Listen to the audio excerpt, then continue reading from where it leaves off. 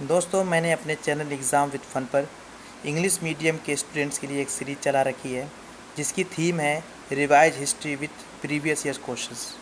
आज मैं उसी की तर्ज पर अपने हिंदी मीडियम के स्टूडेंट्स के लिए यही सीरीज़ हिंदी में भी चलाने जा रहा हूं, जिसमें हम इतिहास को गत वर्षों में पूछे गए प्रश्नों के आधार पर दोहराएंगे। इस सीरीज़ में हम पहले टॉपिक पर एक संक्षेप नोट्स देखेंगे, फिर उस पर आधारित गत वर्षों के प्रश्नों को हल करेंगे। मेरी ये सीरीज़ बहुत ही कम समय में इतिहास को रिवाइज करने में मदद करेगी और साथ ही साथ आप गत वर्षों के प्रश्नों पर भी एक नज़र डाल सकेंगे, ताकि अगर उसी टॉपिक पर क्वेश्चन रिपीट हों तो आप उसको करने में सक्षम हो सकें। आइए पहले हम एक ओवर लुक देखते हैं इतिहास का। इतिहास जो कि आज तक दोस्तों जितना भी समय बीता सब इतिहास का हिस्सा है, और इसकी सिस्टमेटिक स्टडी के लिए हम इसको अलग अलग काल विभाजन में बांटते हैं, और ऐसा हम दो आधार पे करते हैं, लिखित साक्ष्य के आधार पर और उपकरणों के आधार पर। लिखित साक्ष्य के आधार पर हम इतिहास को प्राग ऐतिहासिक काल, आदि ऐतिहासिक काल और ऐतिहासिक काल में डिवाइड करते हैं, और उपकरणों के आधार पर हम पाषाण काल, ताम्र पाषाण युग और लौह युग में इसको डिवाइड करते हैं, विभाजित करते हैं। दोस्तों, जो इसका पहला विभाजन किया गया लिखित साक्ष्य या प्राप्त दस्तावेज के आधार पर, इसमें पहला जो काल है प्राग ऐतिहासिक काल, यह वह समय है जब मनुष्य कुछ भी पढ़ना लिखना जानता नहीं था, यानी इस समय के हमें कोई भी लिखित साक्ष्य नहीं मिलते हैं। इस समय के बारे में जानने के लिए हम पूरी तरीके से पुरातात्विक साक्ष्य पर ही निर्भर हैं, और फिर आगे जब मनुष्य ने लिपि तो गढ़ ली और उस समय के हमें लिखित साक्ष्य भी मिले, लेकिन हम उसको आज तक हम पढ़ नहीं पाए, तो उस समय को हम आदि ऐतिहासिक काल कहते हैं। प्राग ऐतिहासिक काल में मनुष्य बिल्कुल पढ़ना लिखना नहीं जानता था, ना उसको कोई लिखित साक्ष्य मिले। आदि ऐतिहासिक काल वह है जब हमें पढ़ने लिखने के साक्ष्य तो मिले हैं, लेकिन हम उसको आज तक नहीं पढ़ सके, इसलिए इस काल के बारे में जो लिखित साक्ष्य है उससे हमें कोई मदद नहीं मिलती।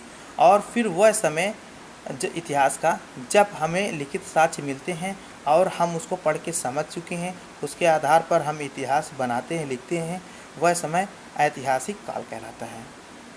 उसी प्रकार से उपकरणों के आधार पर एक पुरातत्वविद थे थॉमसन साहब। अलग अलग समय में जो खुदाइयाँ हुई उसमें जो बर्तन, उपकरण, औजार मिले, उनमें से एक म्यूज़ियम है कोपेनहेगन, उसमें उसको संग्रहित किया जाता था। थॉमसन साहब ने उन उपकरणों का अध्ययन किया और फिर उपकरणों के आधार पर उन्होंने इतिहास का एक नया विभाजन किया, पाषाण काल, ताम्र पाषाण युग और लौह युग में। पाषाण काल उस काल को कहा गया जब मनुष्य किसी प्रकार की धातु से अवगत नहीं था और वो अपने आसपास पाए जाने वाले पत्थरों का ही उपयोग उपकरण के तौर पर करता था, या औजार या किसी भी प्रकार में उसको अपने प्रयोग में लाता था। फिर मनुष्य को धातु का ज्ञान हुआ। पहली खोजी जाने वाली धातु थी तांबा, और जब मनुष्य ने तांबे की खोज कर ली और साथ साथ में पत्थर के भी उपकरण प्रयोग में लाता रहा, इसलिए अगला युग ताम्र पाषाण युग कहलाता है, क्योंकि इसमें ताम्र यानी तांबा, पाषाण यानी पत्थर, दोनों के ही उपकरण यूज में आते रहे। फिर आता है लौह युग। जब मनुष्य ने लोहे की खोज की तो वहाँ से जो युग शुरू हुआ वो लौह युग कहलाता है। दोस्तों, हमारी कुछ ज्ञात सभ्यताएं जैसे सिंधु घाटी की सभ्यता, ये सभ्यता हम इतिहास के दोनों विभाजन में देखेंगे, आदि ऐतिहासिक काल में भी देखेंगे, ताम्र पाषाण युग में देखेंगे, अलग अलग प्रॉपर्टी के बेसिस पे। इसको हम आदि ऐतिहासिक काल में इसलिए रखते हैं क्योंकि सिंधु घाटी सभ्यता में हमें लिपि के साक्ष्य तो मिले हैं चित्रात्मक, लेकिन हम उसको आज तक समझ नहीं सके कि उसमें क्या लिखा है, इसलिए इसको हम आदि ऐतिहासिक काल में भी रखते हैं।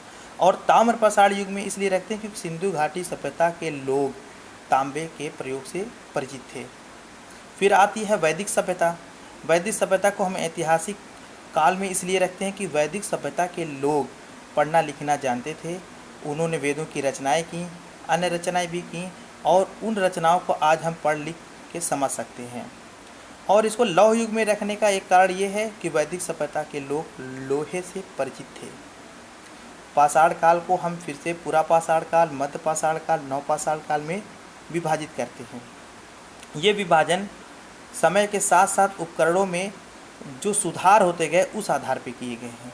जब पूरा पाषाण काल उस युग को कहा गया जब मनुष्य अपने आसपास प्रकृति में पाए जाने वाले उपकरणों को, पत्थरों को ही एज ए उपकरण यूज़ करता था। उसके बाद समय के साथ साथ उसका ज्ञान में सुधार होता गया। उसने पत्थरों में कुछ सुधार किए, उस और अच्छे उपकरण बनाना शुरू किए। उसी आधार पर हम कुछ पत्थरों को मध्य पाषाण काल में रखते हैं, और जिन पत्थरों में काफ़ी अपेक्षात्मक अच्छे सुधार हुए उनको हम नवपाषाण काल में रखते हैं।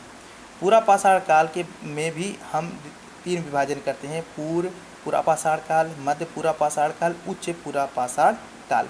ये विभाजन एक ही स्थान पर, अलग अलग एक ही स्थान पर गहराई में अगर हम खुदाई करते जाएं तो हमें सबसे पहले ऊपरी परत मिलेगी, फिर मध्य परत मिलेगी, फिर सबसे नीचे गहराई में परत मिलेगी।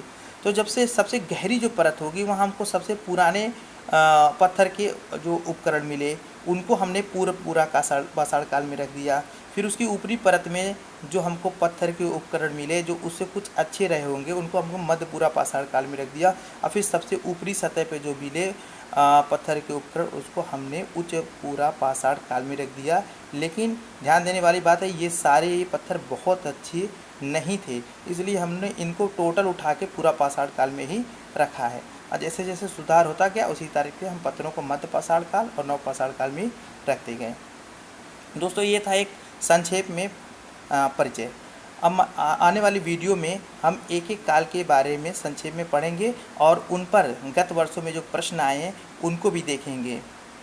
दोस्तों अगर मेरा ये वीडियो, ये मेरी सीरीज़ आपको ज़रा से भी आपकी तैयारी में अगर हेल्प करेगी तो आप मेरे चैनल को ज़रूर सब्सक्राइब करिएगा और मेरे वीडियो को शेयर और लाइक अवश्य करिएगा। इससे हमें एक मोटिवेशन मिलती है ताकि हम और मेहनत करके आपके लिए नई नई वीडियो ला सकें।